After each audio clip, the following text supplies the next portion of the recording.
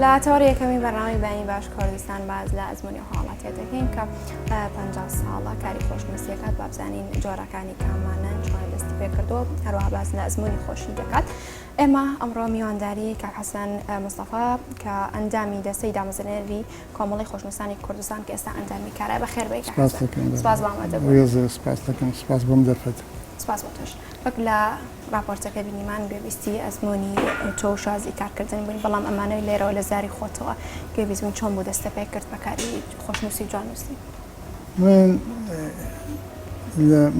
لدایگوی سالی 1955 بلام لتمنی 15 سالی و یعنی سالی هفتا و کاکاتا است 51 ساله دستم کردو با کاری خوشنویسی سالی 1986 لصابون کردن نووسینگی خۆشنووسینە هەموم دامەزرانەوە تا ئێستا بەردەوامم لەم کارم. بەڵێ کەواتە تا ئێستا ئەزمموی خۆت ئەو ئەمودە زۆرە ئەوەی زۆرتر دیارترین بێ کە خۆشنووسی بۆ کرد بێ ئەوەی زۆر دووبارە بێتەوە کامانە. وڵای من هەموو لە ئیشەکانە هەموو خەتەکانم بەکارهێناوە یعنی ئیشی سەر دیوارم کردووە ئیشی سەر لاپیتەم کردووە ئیشی مەسەلەن نەشری قوتابخانە و ئەمانم کردووە یعنی هەرچی ئیشی هونەری دەستیە کردومانە لە ئەزمموی خۆمانە لەم تەمەنە یعنی بەردەوام بووینەوە من ئەم هونەرە وەکو مناڵەکانی خۆم وەکو گیانی خۆم خۆشەویە تا ئێستا لەگەڵ عاشقی ئەو هونەرە. بەڵێ ئەمە جیازێکی بۆ یەکانمان بۆکە لە ڕابردوو لە ئێستادا ئەو بەیانەی کە بەکاردەهات ئاجیازی بەخۆی بینی وای یاخودنا چی بوون ئانەی لە کۆندا بەکاردەهاتن. لە زمانی ئێمە بۆیەکان زۆر باشتر بوون یعنی ماوەدەکان زۆر باشتر بوون بەڵام ئێستا يعني هەستەکەی ئەو نینی ئەو قوتەی نی یعنی ئەو ئیشانی پێیەکی سەرێکی بارانی لێ بێتەوانێ بەڵام ئەو ساکە زۆر بەخۆت و بەهێز بوو یعنی تەنانەت کاچوو لە جلەکانمانە بە زەحمەت بەشتینش لێ نابوو بۆیەکان. بەڵێ ئەو بۆیانە مەوسشەی ئێستا ئەوەی لێرە لە ستۆدیۆ ئامادە کردووە ماجیکی ڕەنگە یان ئەمە تایبەتە بە خۆشنووس یاخود چۆن؟ ئەمە لە قرتاسیەکان هەیە یعنی شتێکی زۆر بەخۆت نییە بەڵێ بەڵام ئەم جۆرەیان ئەمە یەکێکە لە هەرە جۆرە باشەکان کە لێ نابێتەوان یعنی زۆر ئیشەکەمان ڕایە بێ. ئەی ئەمان ئەگەری هەیە وەڵاهی زۆر بەهێز نییە ینی سادەیە ینی هەر بۆی ئیشەکە بڕۆ. باش کەواتە ئەمەوێت باسی تێڕوانینی خەڵکم بۆ بکەی لە ئێستادا و لە ڕابردوودا خەڵک لە ڕابردە چۆن تێڕوانینیان بۆ ئەم ئیشە بۆم پیشەوەرە هەبوو لە ئێستادا چۆنە؟ لە زمانی ئێمە کەوا من بچووکتریانم ئێستا بە تەمەنترینیانم هونەر زۆر بەهێز بوو یعنی زمانی مامۆستا عەلی عومەر و مامۆستا سەید موحسین و خالی زامدار کە ئەمانە بەناوبانگ و لە شارەکە ئیشیان زۆر جوان بوو بەڵام ئێستا ئەگەر پێ بڵێم یعنی هیچ یعنی ئەو قورسایی نەماوە هونەرە لەبەرەوەی تەکنەلۆژیا و کۆمپیوتەر و چاپخانە وای کردووە یعنی ئیشەکەی کوشتووە یعنی بەڕاستی هیچ دەزتێکی نەماوە یعنی کەم ئیشێتە لای ئێمە کە ئیشی دەستی بێ و ڕاییکەین لەناو ئەم شارەدا لە بازاردا ئەین سەیرەکەی تۆ ئەم شارە بگەڕ لەوانەیە چوار ئیشی دەست نووسیتیانە بێ ئەنی ئیشی لای خەتات کە نووسی بێتی هەمووی فلێکس و لەزگە و ئەوانەیە. کاتە پێ دوایە تەنها چاپەمەنیەکان و تەکنۆلۆژیا بۆ هۆکاردانرێک ئێستا ئەم ئیشە کاڵ بۆتەوە یاخود چۆن؟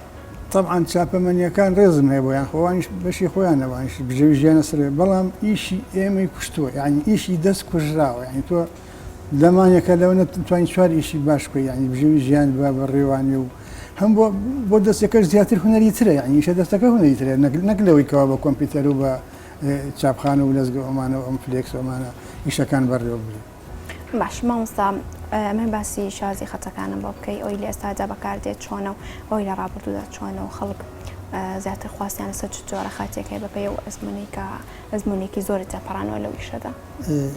لە ڕاستیدا یعنی جۆری خەتەکان شەشی ڕئیسیە یەکەم خەتی سولس کە پێوتێ سولس بە سەیەکی قەڵەمەکان نووسرێ ئەمەی قاعدە و تاینی خۆی هەیە اینجا خەتی نوسخمان هەیە کە ئەمە ئیسینساقی پێ نوسخی ئیساقی قورئانی پێکراوە خەتی نوسخ و خەتی سولس ئەرێ لێ خەتی ئیجازە دروست دەکرێت اینجا خەتی فارسی هەیە فارسەکە تایبەتە بە وڵاتی بە ئێرانوانێ خەتی دیوانی و خەتی جەلی دیوانی هەیە خەتی ڕوخە هەیە ئەم خەتانە هەیە خەتی تەغراش هەیە و خەتی کوفیش هەیە خەتی کوفی چەنەها جۆری هەیە یعنی زۆر زۆرە یعنی ئەمانە هەمووی هەندەسەیە بە ئیشی بە ئەندازەی ئەڕوا ئەوە نیە لە خۆتەوە مەسەلەن مثلا ألف لخطي فارسي ولخطي رقاسية نقطة بەڵام لە نسخە چوارە لە سولسا 6 نقطەی هەمووی قاعدەی خاصی خۆی یعنی تۆ ناتوانین لا بێ گەلا بێ یعنی سەرپێچی کردووە لە ئیشەکە. بەڵێ کاتە مامۆستا ئەگەر ئازم دەبێ هەستی لەسەر بۆردەکە ئەو شازە خەتانی کە ئەمە ژۆپێکە بۆ وەکو جیاوازیەک دەرکەوێت لای بینەران زیاتر من حەزەکەی بەڵێ هەر 6 خەتەکە بۆ نووسم هەر یەکە و بە دەستەکانە خۆش بێ اینجا تۆ من خۆم نەستەکان دانیم یا خۆ هەر خۆم بیکەم وەڵڵا بە دڵی خۆم مامۆستا چۆنە بێ باشە بە ئاوا بێ یەکەم خەتی سولسە نووسین بەڵێ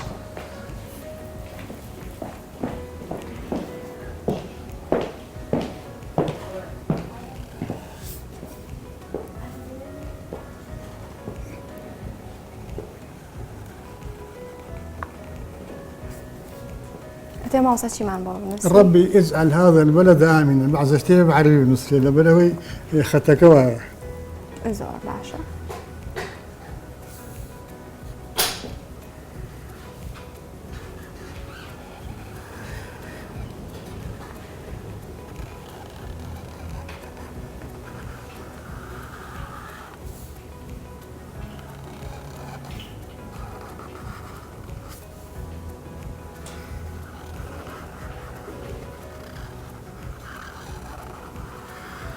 بە هەر ڕەنگێک بێ ئەتوانی بینووسیت بە هەر بۆ منە ئێستا بەڵێ سەر ڕەنگەکانە بۆ جیاکەینە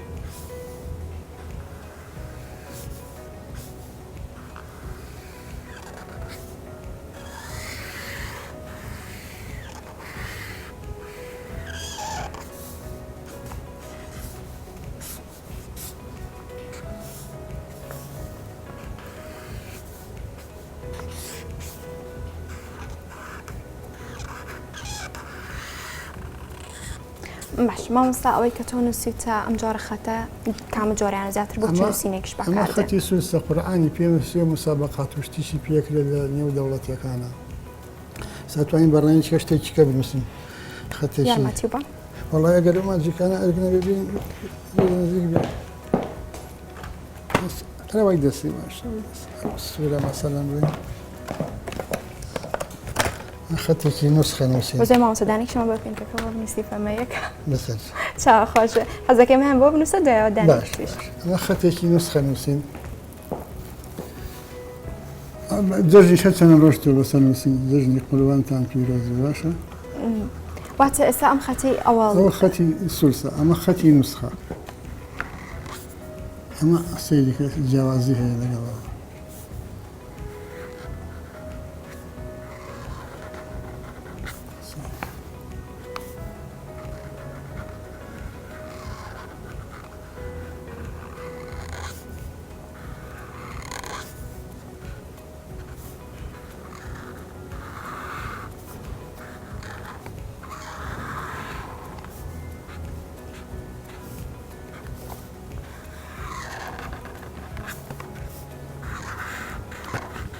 چەند پێزە پەلەشەکە من ئەم خوا خراپەم هەیە نەشستا زۆر جوانە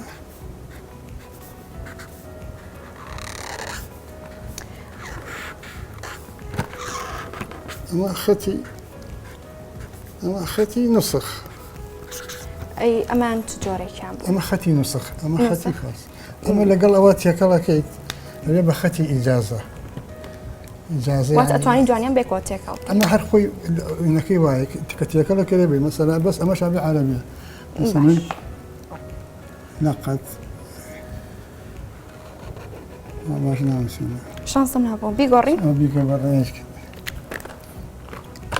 کامیان ئەو باش لەوانێ ئەوە باش ئەو دەست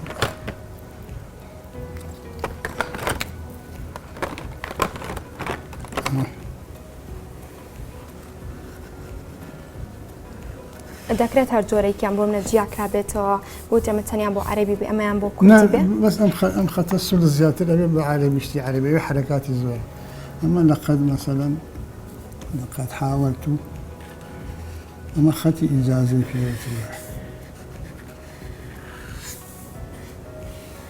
ئەی فەرموو ئەی مامۆستا ئەو شتانی کێوە ئینووسن لەسەر بەرگی کتێب ئەکرێت یاخۆ شازەکان هەبووە کە نووسیتان بێ لەسەر بەرگی کتێب کامیان دیارترین بووە؟ وڵی زیاتر ئەم خەتی هینە ئەمە خەتی نووس خەتی ڕقعە مثلا ئەمە پێ ناڵێن تعلم الخط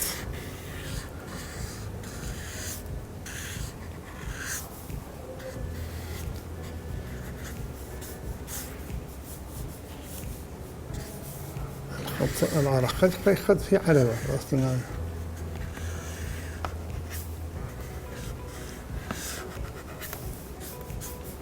أما خطي مثلا أما إجازي أنا خط بله خليني صار خطي فارسي هذا كي بوصل زي برانش أمان ده ما مسرق أشمان بوب النصي بقاش هو أصلا خطي فارسي أما خطي فارسية أما خاصة بالإعلان كان طبعا أنا بنوعي خطي فارسي تعليق ونص تعليق شكسته كمان زياتر باوا ولا لا يا مامار أما باوا أمان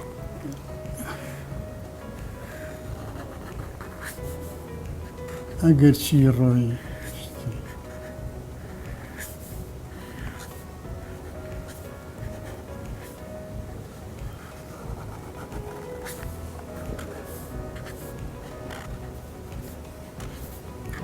أشتوني كان رنجي بومنا للجاني كاتيك القروش أبد؟ أنا والله أقل صوت رينج كمان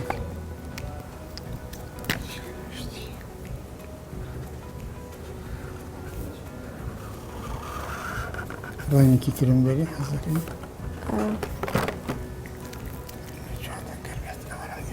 هرچی من زور باش نیم رنگ تیکال کنش خو رنگ کانم مایت ماموسا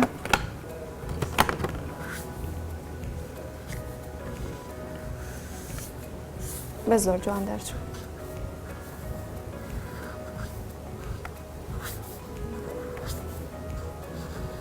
أما قرشي روشي قد ناتش لازم إذا ما هالحين فارسية دون نوعه حظك بنوع شيء مسين ببوس بدل أمان كاربيني بدل يخوة بدل بيز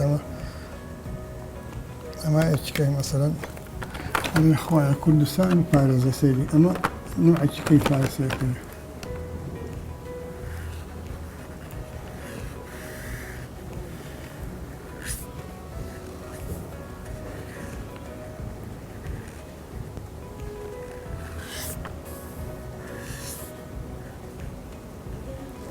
ئەو جۆرانەی کە باسی کرد کامیان زۆرترین لێرە حاڵەتیان خواستیان لەسەرە والله خەتی ڕقعە و ئەم خەتی نوسخەیە فارسیەکەس کەسانێکی ئەڵێ خەتی فارسین بۆ بنووسە بەس کەمە ئەرە وڵا کەمە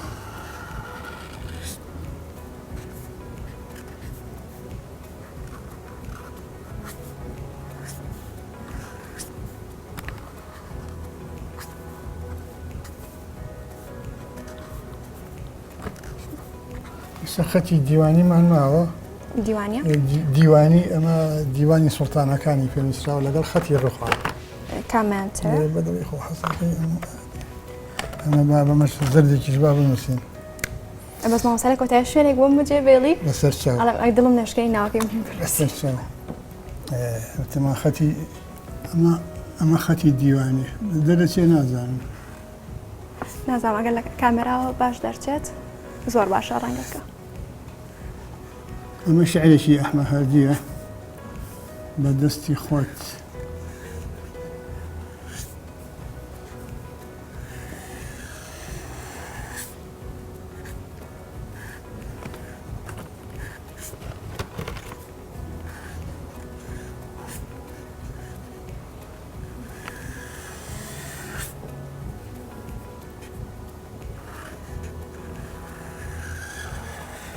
ئەمان چی نووسراز دەکەم ئاڵۆزە تێگەشتن لێ دیوانی ئەمە خەتی دیوانی ئەمەش دوو نوعەیەکیان زۆر قورسە ئەمە لێرە وەختی زۆرە چونکی حرەکاتی پێوە بکرێت بەڵام ئەمە دیوانی اعتیادەکەی ئەو جەلی دیوانی کە بە دەستی خۆت کە جامت خستە سەر لێوەت غەشیمانە ئەوە شعرێکی ئەمە هەردیە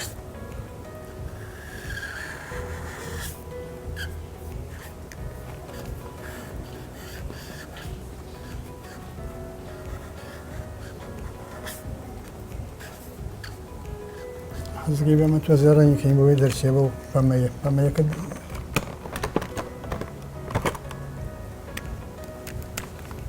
بە زۆر جوان دەرچۆ لە کامێرا ڕەنگەکە و خۆی دەرچوو بوو.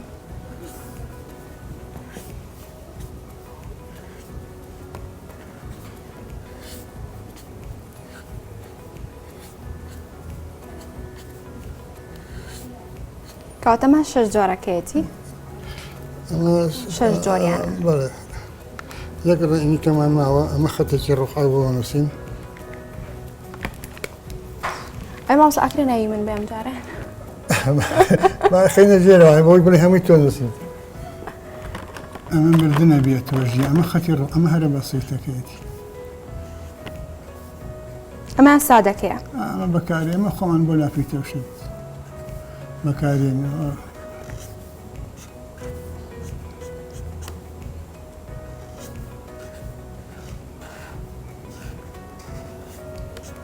بردنە بێتەوە ژیانم زیل لە بێتەوە عیزەتم.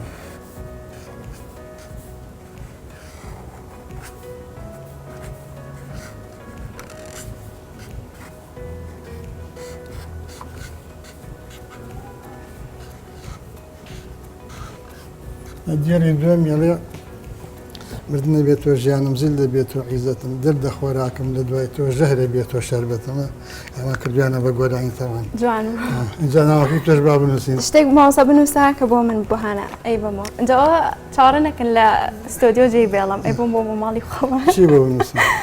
وەڵی تر بە دڵی خۆ بە بۆ ناوەکەم تۆ بێ تایبەت بە تۆ؟ تایبەت بێ بە من مامۆستا تر ناوەکەم ئا شتێ بێ بە دڵی خۆ. ناوەکە چییە؟ هانە.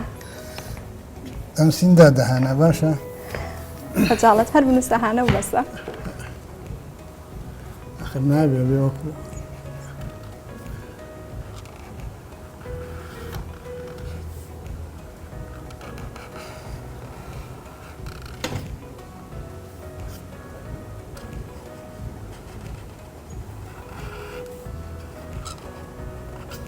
ئەمە من تایبەتی بۆ تەنووسن هەموو خەتەکانی بۆ بەکارێنن. دەستەکانە خۆش زۆر جوان دەرچوو. کچە شیرینەکەم.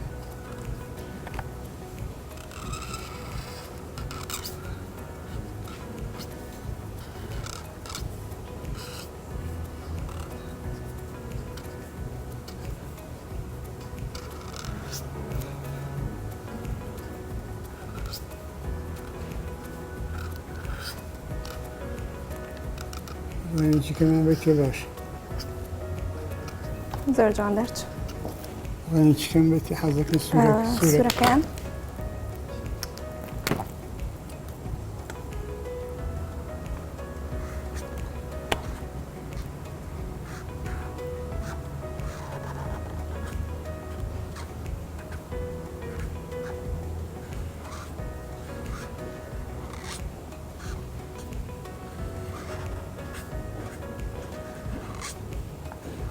ڕێنێکی تر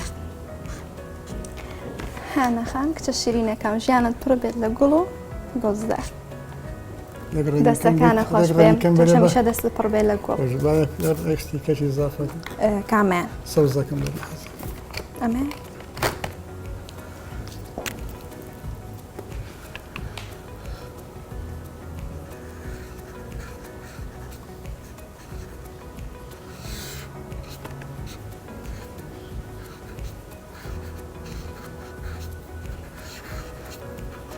هەمیشە بەختەوەری باشە؟ زۆر سپاس دەکەم دەستەکانە خۆش بێ. ئینشەڵا لەگەڵ هەموو لایەکە هەمیشە هەموو لایەک چەند دروست باش بن و بەختەوەر بن. ئەمەش یەک نامەوە نووسین نامەوتێتی. چەندی مانگی ئەمڕۆ؟ 27 یا 8 ئەمڕۆ 27 مانگە. 27 دەستەکانە خۆش بێ لە شستاڕێ. ئەتوانی سێبەرێکی بۆ بکە گەلێک ئەو زەردەمان بێتەوە سێبەرێکی بۆ بکە. ئەو پسپارەکەت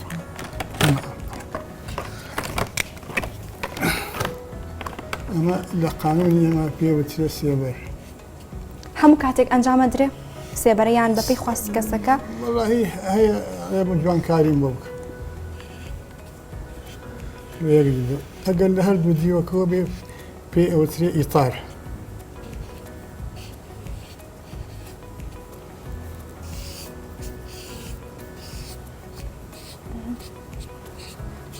بۆ هەموو ڕەنگەکان تاوانە بێ ڕەنگێکی لە 6 ساڵە زۆر جوان دەرچوو دەستەکانە زۆر زۆر جوانەیە خوا دەستەکانە خۆش بێ لە 6 ساغ بێ سەرکەوتوبی مامۆستا دەستەکانە خۆش بێت زۆر سپاس ئەزێتمان هێیت ئەمڕۆ بەرنامەکە جوانتر کرد خەتی جۆرا جۆرە کێشا ڕازاوەترە کرد ئەوەنە توانامەتە لەوەنێتە تەمەنەکەر مەجای ئەوە نەیەوە هیوای بەردەوامی زیاتر بەڵام ئەتوانی لەمە باشترە ئەگەر شوێنەکەت و ماوەدەکان لە بەردەستە هین بێ ینی بڵین حاضر بێ ئەتوانی لەمە باشتر بن هینێکمان بیر چوە دەرێکمان بیر ئەمەش بۆ هیوای میشە جوو بارە زیندوو بکرێتەوە لە ناو هاوڵاتیان بەڵام حاصلمە باشە بەڵام لەمە جوانتر نەچێت لە مسابقات تا زیاتر هەوڵ زیاتری دەستەکانە خۆش بێت ئازێتە کێشا زۆر سپاس باز بە ئامادەبوونت دەستە خۆش بێت دەستی خۆش بێت.